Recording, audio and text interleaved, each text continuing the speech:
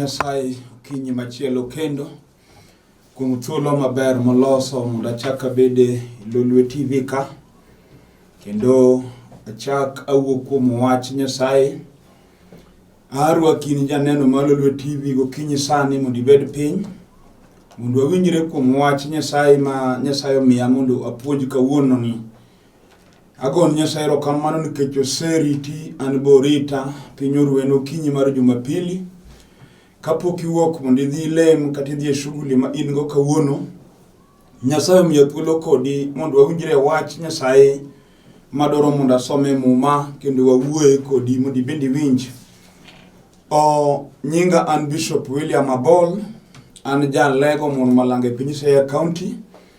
Nyasaye otimona ng'wono sani adak e piny Olympic Kibera kendo kanye kama ne kanisa kama tiyo tich Nyasaye. En thuolo maber ma Nyasaye oloso mondo mi wawinjre wach Nyasaye kendo ang' walam Nyasaye ka thuolo gik. Emomiyo akwayi ni kata kaponi diche wach moro to kawie thuolo matin ma Nyasaye oketa e studio kani mondo ibed piny mondo wawinjre kuom wach madwaro mondo mi awuoye. Adwaro mondo asome ndiko gokinyi sani kendo wach madwaro nasomo ndike mo mar Mariko. Adwaro nasome mo mar Mariko 3 wan matindo 27 kanye mawinjo kane go wach madwaro mondo awuoye kod in janeno mar Lolwe TV.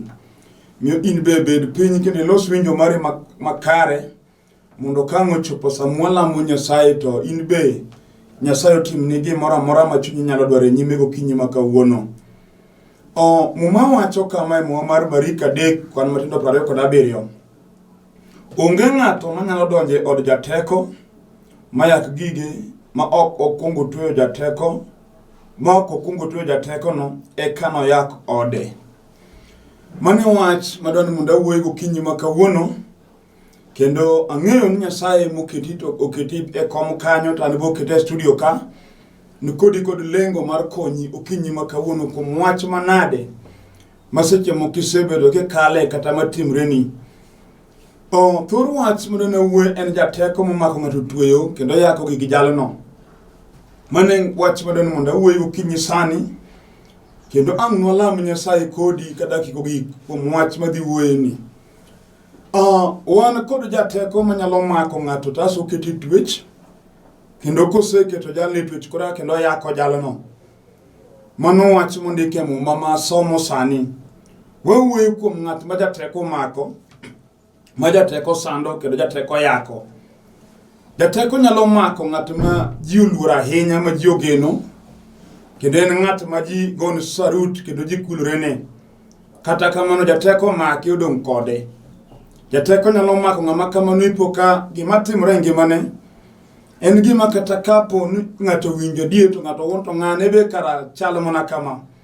Inya yudo ka nitie ng'ato ma ji oluoro ahinya kendo korwako nanga to ng'ama lich kata kamano gima nango umo eni mong'eyo.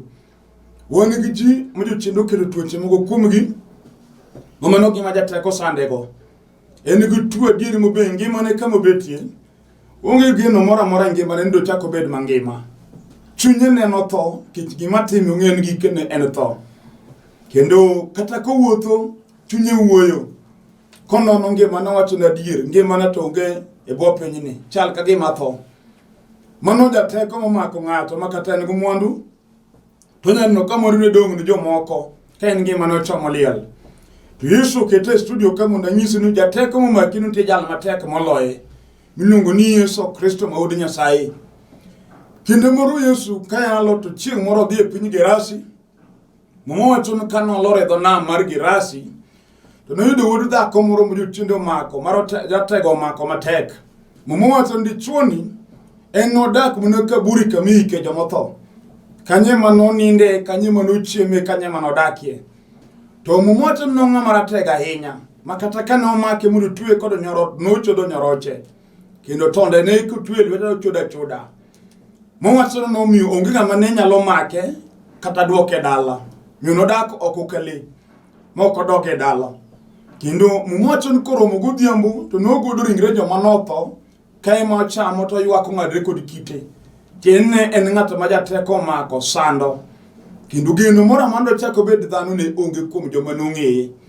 Ng'ama kamano kata nyuonde nogole kwan mar ji. Masama ni wuoyo kum yot dala ok ne nyalo kwan jagerasi kagima be en dichwo e dala no. Kendo ne nyalo pang mipango mag dala malos gik moko ka eno onge.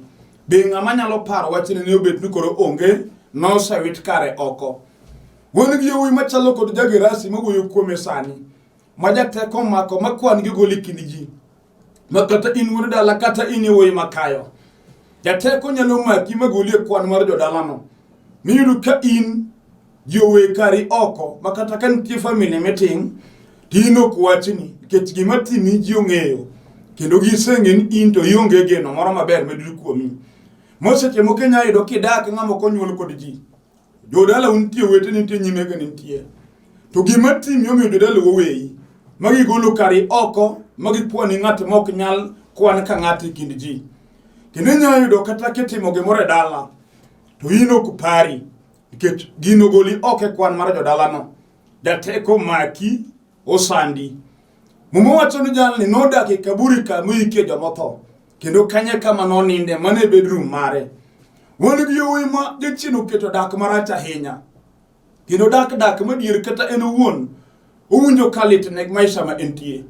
Jachien nyalo maki moketi maisha ma kata jodala wuok igombo ngi kama idakie. Kata osiepni mane usomo go ipondo nigi. Kech maisha moketi ok en mari. Inyalo bedo graduate man gi degree to ngima jachien omi gi degree rach. En ngima mok inyal yie mondo ng'ato ng'e ni in go degree. Omiyo kata ka in kamo kata kimitie kanyo ok nyis jin lebo mar sombi gi kanye. Kech kami intie ok chal kodi. Mono Jateko maki oloroni. Omiyo diere mudong duk seche moko ibet penti piwangi chwer ke ywak. Inyalo dok ng'ama dong ywak kende ma ng'ama oyanye onge nikech letne gima timore ne. Temo tibe nyalo temo adier mondo gima ber otimre. Inyalo temo mondo kakibe dwaro mondo otimre kata kamano nikech Jateko maki gima ber mipango ok timre ni. Mo jok gombo chunyi ok dwar ye musiko kodi. Mumo wacho ni jalno dak kar liete kanye moninde. Kanye muchieme. Matguch no will kode. Onge manonge ni jali dikende bachak bede ga dhako. No chalo ng'ama ne kare osewe molope be no sepog jomoko. Kung'eno man to onge. Unitie Nyasaye ma joduk geno ni ng'at ma ji oweyo. Ng'at ma dhano kwano ka taka nitie Yesu wuod Nyasaye. Manyara ne mamak lwete bachak doko bed ng'ami geno. Mochro chik mo Yesu nogo widho nam mar Gerasi. Jal manose sandori higni mang'eny ka onge geno kata ber. Noromo gi Yesu Kristo ma wuod Nyasaye. Chieng'no Yesu nodwoko ne geno ma jochiende nomaye. Ukinyi ni wuoyo kodi kata ibedo dhako. Mageno lal ne machalo modongo kende kind mon. Kech nitie gima nyalo timi mama mwinji ka nyaka mon weteni ong'uli. Ma onge ng'ama dwaro bedo osiepni. Kendo ji te oloko ni paro in e mbaka ma ji goyo. Ma kata kiyudo kama mon ochokre mon ariyo adek to mbaka ni ma giwuoye. Gima timi kuodo wiyi. Kendo mano wach matek ma kata kama ibet iwuon seche moko ywak. Gima timi otami. Inyalo weyi ma weyi nyaka gi nyimegeni. Kech wan gi nyako monyuolo kod nyiri mang'eny e dalagi. To nitie kata sani komako sim nogocho ni nyamin gi ma gidhodho go thuno achiel. To nyamin gi ok omak sime. Nyamin gi nene kaka stress. Obedo musigo ndala no. Seche mogi moketi kanyo en ke jachien otami yor tedo. Nyithindo ma etoki ni ute gi te. In emi dong kionge kari. Wacho mu nyaka nyithindo matindo ma etoki ochai. Kata in go pesa riembo gari. To joko manie toki ochai nikech kata in go pesa to pesa kolokre chuma kendi. Omi onge sauti dier gi adier. Kendo ginyawuoyo ni kaka gihero. Mano gima nyalo dong kodi midak kar kendi ma ng'ama limi onge. Winjo ka seche moko adier kata otieno kidhi mondo ni nindo kuteri kiparori. Seche moko kuom wach ma ng'ato wacho ni hinyo chunyi nikech ng'ato nyalo wacho ni wach malit ahinya. To kata kamano wan gi Nyasaye ma jamak lwet jomodong'. Mumo wacho ni nitie Jateko manyalo mako ng'ato matwe. Dong neno kotwe gi sombi go te. Gi chiemo in go ber ma ji wacho ni jaberno. Tie ma ng'ama kendi onge gi chiago te. Omiyo hiki kalo ndalo ema dhi. Ng'ama kendi lungi chiegi otamore. Mano wach malit ni chunya adier kineno ka ji tedhi tedo in emidong'. To kawuono yalo Yesu Kristo ma wuod Nyasaye. En yema nogo wedho nam mar Gerasi yudo janeko modong' kende. Chieng'no jochiende mono to janeko nowinjo teko. Ma in be jochiende ma sani biro winjo gokinyi ma kawuono. Samone Yesu go, jochinde go no go nduru matek. Kadi nyiso Yesu ni laro kodwa ng'od Nyasaye. Uchino Yesu no golo jochinde ko bdi chuma ni ura mane joweyo. Dal no nodo ke dala gi chingno ka en dhano migeno. An ba wacho ni gokinyi makawuono. Kata juse ngwe ma onge ngama dwari. Kata bed dichuo ma pinyu dongo. Kichwan gi jachien manyalo dong kod ng'ato. Jaluno go ngiro gundo ko dong nono. Gundo nyalo dong kod wuon ng'ato. Kata onge malich ahinya matiyo tich mogend. Gundo nyalo dong kodi. Miyudo ka itiyo tich malich kendo pesa in go dak maber kata kamano. Gundo tangi kendo. Miyudo ka in dhako miluongo ni chiegi onge. Ikendo to mon wei, kendo to mon wei. Mwandu to nitie. Gima tingi be time na ng'oma timore na. Kech ka pesa nitie, shopping maro ta nyalo timo. Kata kamano kata ka kendo dhako mondo wadagi. To kisran bira kinda gi ja oda to wawere. Mano gima omaki. Momo nyithindo me toke osedhi mabor, to in idong chien.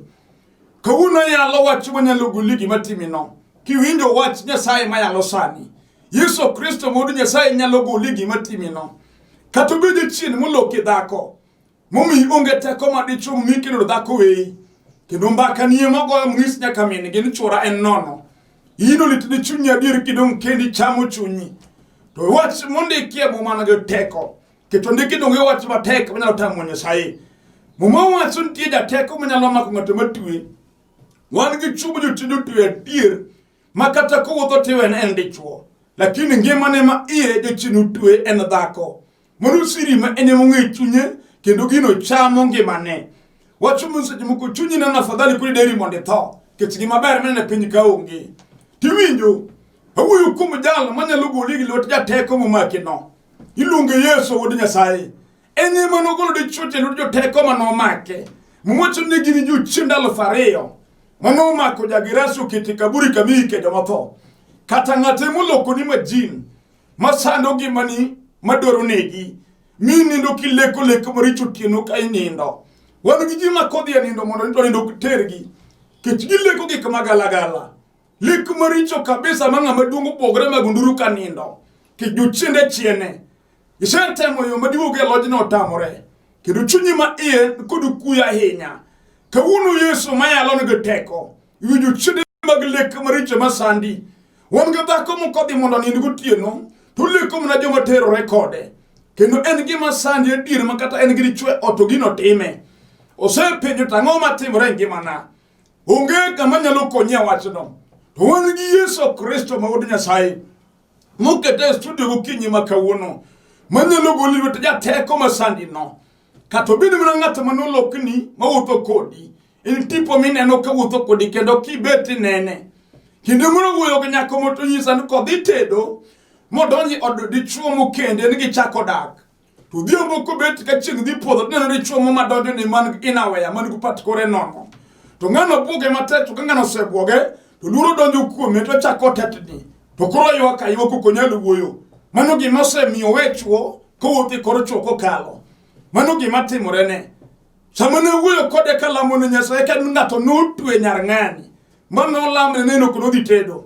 To wacho sa musele ko ng'ano to gotieno kodhi mondo nind. To ng'amo neno no ema terre kode konindo. To ng'ano koyie mondo dichuo moro dak kode.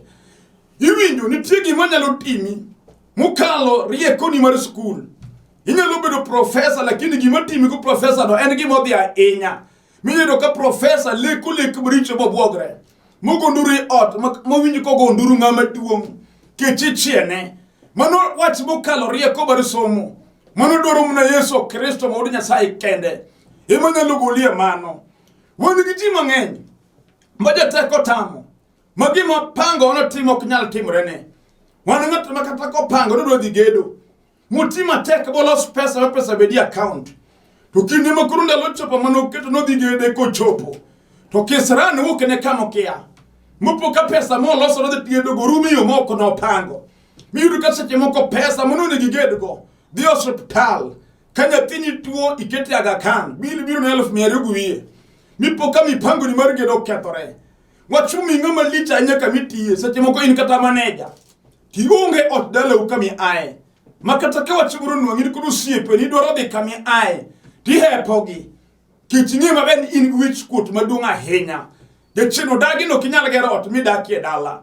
to kawuna kilo Yesu jalo manyalo yoyo mulorore kati sete mo yigini mang'eny ok timrega kawuono temi Yesu mayalo sani kuom wach matek no katimre ngimani no ibiro winjo ka Nazareth golo wachno kuomi mipoka gima ok nyal timore kit onge gima tek matamo Nyasaye.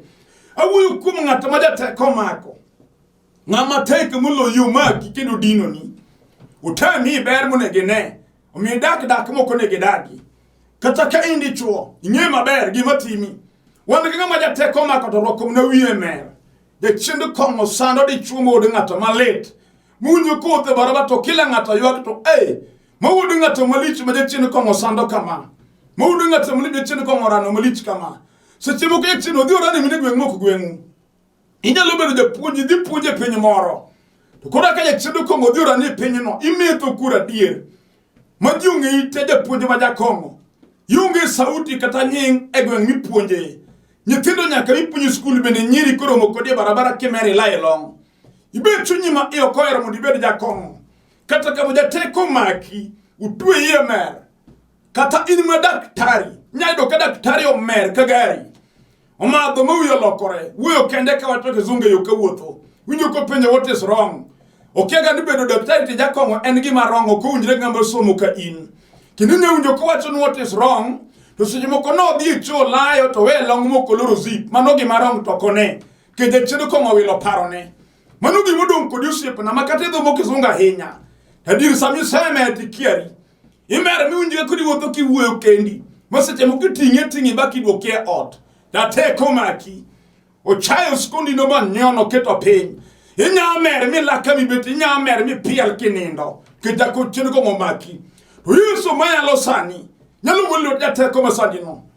Adiri bengi gino timi malet. Masami sit pachu dugo ka koro kong'o mi wangi. Inyisu jawni jawado anabe akia gima tima. Ero gima ratimo dawe kong'oni. Kong'o sanda. Tiwinjo kati setemo gi jolemo mag piny. Gilemo to kong'o dhi adhia mbele. Isetemo gi yienda juke mag piny otamore. Kawuono nitie Yesu ja Nazareth. Jalo man gi teko gi nyalo kod duong'. Minyalo yie kuome gokinyi ma kawuono. Odi kami betie kom king'iya sani. Mwata dir wach ma jatich Nyasaye yalo to nego yie kuome. Kawuono adwaro mondo atemie Nyasaye miyaloni. Kadogo lai kong'o. Iwinjo. Kiwinjo wach mi yie gokinyi ni. Jachiend no Yesu wuod Nyasaye biro goli alwete. Kata ratego manonego baba ni ka jakong'o. Kwaru bende onego ka jakong'o. Uteni mang'eny bosetho e kong'o. In bo omaki odwaro negi e kong'o. Yesu nyalo golo Jateko no. Kawuono gokinyi ma kawuono. Kata obed mna ndulme mago ji e piny. Madala ka dala moro kidhi nyapide nyathi ma jadulme. Seche moko ibo kiti nyuolo dulme gi rieko ma in go. Wan gi jomwandu malit ahinya professors gi jok mogen. To kidhi tido ka nitie nyathi mipando ka welo biro. Ke Jateko madala no mako nyathini nodongo e ura. En nyathi ma pielo kama beto wuoyo gi joma kine. Nena konyiero mowuo mogiwuogo mbaka to ginyiero. Joma ginyiero go to kia. Mano gima omaki makatinga malich. To nitie jatelo miluongo ni Yesu ja Nazareth. Ajuga moro ajuge jadongo mar jodongo. Ng'at ma hike ng'eny kichwe piny Yesu ne nitie. Kendo ne mung'e kaka mise mar piny noketi. Ura momako nyithini no ok nyal tame. In mepok iyawo chunyi mondo dwaro Nyasaye mondo bed Nyasachi. Kawuono kinyalo yie kuom Yesu mayalo sani. Kata bed ura mar remo. Momako ji momiyo ng'ato chako weto gikone otho kora ura. Wan gi jomoko ma nitie higni makochopo. To nyako bed raura. Makata ng'ama lich ahinya. Tido winjo no ng'ane tindindo lokre ng'amoran. Kendo ng'ama ura ma onge rieko. Mano gir remo momako dalano. To nitie jal man gi teko. Manyalo welo Jateko no. Mimpoko chako chungi malo. Kata bed chunyi manego ji kod tuoche mag stroke. Ma baba notho ka stroke ema nonego. Kwaru be ne stroke ema nonego. In bende higni ochopin no giba stroke no dwano goyi. Luro no kodi kata kiwuotho. Mano gima jatimo ji rembu. Mano Jateko. Momako dale osando jonego ji yorno. To Yesu mayalo sani. Nigi teko mar tieko stroke manego jodala uno. Min bende changa bi daga minga. Moki toto manego jodala uno.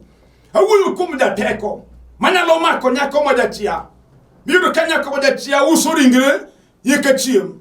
Yudo ko dhi koinange kata yawo ode. Lodging kabayo widonje. Ichule pesa to jinindo kode. Ini uso gimi uso en mana gima joma chuo kende manyeo. Yudu kain bia sachi dile mana ge chuo lelo. Kasta mbedi tegine mana chuo. Tinyako ba podoten. Chinu tani yino kenya da kodu kuingi mani. Tero no dino ni kabesa muno loro ni. Owi chuo kalu kumikagari makale barabara. Yino giri mila mara chuo kendo chuo chambo kodiraha. Litini chunyi kat di chuo mana go ode ge nyetinde. Biro timo kodiraha kutiyo kodoke ode. Dirango nyetinde ge dinchiege. To ingire mara tich. Iwinjo, inyalo, Yesu nyalo golele wetigima timino. Kini nyalo wari, mi bedo nga makare. Yesu nyalo wari, mi churi mi dak go. Mi bedo dhako ma chingata, modak maber, nyalore. Kato bedo gima timo jodala u. I aere ma mingeni nyiro kutede ga. Manugi mingeo, manyamini wadungo pango ode, machelo pango odi, ni beni pango odi. Manugi matemre dala u. Manu Jateko Maomako gugini dala moro. Omiu mamu umunyo yuak. Kubeto pinyo neno nyiri mambese u. Kibiro nyome Gweth, kendo bese chemo kiluonge, ka oche biro. Odhi kutwele son, oche biro konyango. Odhi neno or. Kochopo kuroti wacho ni wach machalo ngero do chala yani. Iwinjo ka ng'ato wuoyo nto gibende inga gi nyiri. Ibe onyumi nyiri wabi del ka oche obiro. Mano gimia yani miya nyego minu. Ibe chunyi no se lose hope. Ngima ni adir onge di chuma di kendi. Kawuna yalo Yesu makelo duoko. Kakelo duoko njage rasi geno. Kaji no sewe kare mwicho sewil kode. Indigo nya duoko ni geno kawuno kodo kinyi. Kada di chwe manoriembi. Kane useda akbunyolo nyetendo. To kilo witi ni boriembi mio To dhio kao dhako bore modaki ni odikama nitie matek. Seche moko otmakoro dake ga dhako ni. Mundu modaki ma dhako ni tawala gini mwandune. Seche moko ni uchako dagi di chuka unugulwe tu nono. Kama gima bera maungo kata matin. Seche moko ne unendo mani katon. Tu umro juala. To samani utiyo matek makoro mwando donjo. Kura kaje chini modelo umare chanruok. Ubiru goli kum di chuono. Muriyem ya diri muweru. Udhu kendo dhako murema tawala mwando mane uloso kode. Indi donki yanga ike koro penyi. Seche moko yalo nigo kinyi sani kuniki med. Ye otomori lungi anti odmoko tuatini. To iwinjo kamilungi anti nitini dhako mane nigo ode. Maseche mokibe odikama ni iweyo. Sano ndiki med matiyo chuori. To yinibo ndiki med kama chielo. Hau marachu luwie dak. Muketho dak marigiri chumo nego dago kod kwe. Omidong katino diki med. Inyalo winjo wach mayalo sani. Mitidwaro Yesu kanyasai gokinyi mayaleni. Japunyo nyalo wari magolie jela. Elo Jateko Maomako. Machak lok chunchuri mane uwerugo. Muchak riu mudog mudagi. Nyalo re nyingi Yesu kiwinjo miye. Ere gimine no katimureni. Jateko no umaki yomane. Umaki mna kodugowi. Kichwane gi chuma tije madongo. To holo lono madongo kabisa. To lono go rumo moko konye. Kato holo lono no dwaro gero go plot. Monyeo plot no dwaro gero. To odhi holo kata milion aboro. Je chien mar dhier moko dwaro gi maber. Biro ne kodo kisra ne glwenye gweche mang'eny. Mopoka pesa no rumo moko timo oge mano dwaro mono timgo. Maseche moko dogo usnya kalo mano senyeo. Mochake ni square one. Go wiyo chungi mbele ni. Gimitimo ber onge. Kati yudo muna pesa ndo timo gi madukonyi. To pesa rumo moko timo gi maber. Jateko Maomako kodo dhiero sandi. Ibedi ng'eya dien ngima midaki oken mari. Seche moko je chien nyalo kiti osiepna. Majo mane usomo gi university kiromo go tipondo nigi. Kech ino kichal kodgi. Maisha magi ni ogo mari opogore. Chunyu lose hope in life. Iwinjo ki onge geno. To kawuono Yesu kela munda nyisi. Kata beni ni hali no nitie jalo manyalo kelo ni geno. Yesu wuod Nyasaye mayalo sani. Nyalo mako lweti machak duki di geno gokinyi ni. Kata kain gima tek mapinyi nyiri. Mini ambaka mabesa ni goyo kendo jigo ni shiboi. Kata ibedo dhako mje chino tamo. Inyuolo nyethiro jode chino nego donki onge nyathi. Wachuno miya nye dala mokini nyake jirani biwuyo kuomi. Kawuona dola mokodi Nyasaye mokede studio ka. Jateko no Yesu dwa goli alwete. Kiwinjo miye. Ukinyi sani beri tiyari. Ikrini kechua dono lam kodi Nyasaye sani. Kumgimanade matimureni. Inye Jateko basa negi kimotime ngimani. Yai yago kinyi ni kechua dono lam Nyasaye. Molo gimatimi no. Katabeni tuo yudiye sani. Muni yudiye chunyi ni kawuno Yesu nyaki changa. Kata de chinu tu yusani yomane. Yudiye ukinyi ni. Chunyi ma iruth kawuno. Kaja tichini wit TV ka. Nyaki gula gimatima. Adola mokodi Nyasaye maduong. Kiwinjo ka yo ma kidwa mako TV mine nani. Mondo wala mi kod Nyasaye make. Kiwinjo ka chunyo idhi mondo go chonge piny kumiye. Nika wuono Jateko Maomako igni gite. Yesu nyaka goli alwatgi. Kituo mak kaluti kora chiki mago kamarani. Mondo wala mane Nyasaye mokete studio okinyi sani keto jahono. Kendo lwate ok chiek. Obro muli kamine na sani okinyi sani. Wala mo Nyasaye. Asemi duong. Nyasaye ma Nyasach Jakobo gi Isaka. Ini Nyasach honni madongo. Kendo ndiki dongi matek manyalo tami.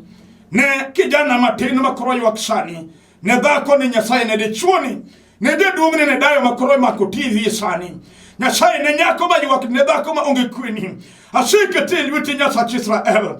Mondo teko ni magolo jiro Jateko. Masando gi madhano. Mondo golo Jateko Maomako. Nyasaye maduong. Ini jadi kendo kilokri. Changi jale matuoni. Riebane jale machujele tukom gi matimo rangi maneni. Ero kamano kumo temo nikech jadira. Dungo do paglo chodog ni manyaka chieng. Alame kayeni satimo. Nyingi Yesu Kristo Ruoth. Amen.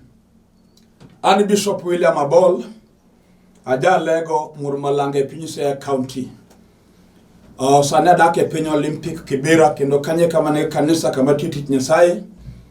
Ka idwaro tudri koda yor sime namba mar sime ne bo screen kanyo. Safaricom N0721 280025 0721 280025. Airtel number N0782 495 083. Go sime ka in go wach wabiru wuoyo. Wach madong bed gi yie kuom Nyasaye mosela mosani gimane timore Nyasaye osetieko. Ka watu wa mariye munidwar kanisa kamia lenjili mar warruok. Donj kanye lam Nyasaye mune tije madongo ma Nyasaye timo. Nyasach kwe mundo bed kodi kendo gwedhi. Erokamano kwa chakwa rom Jumapili machielo. Shalom.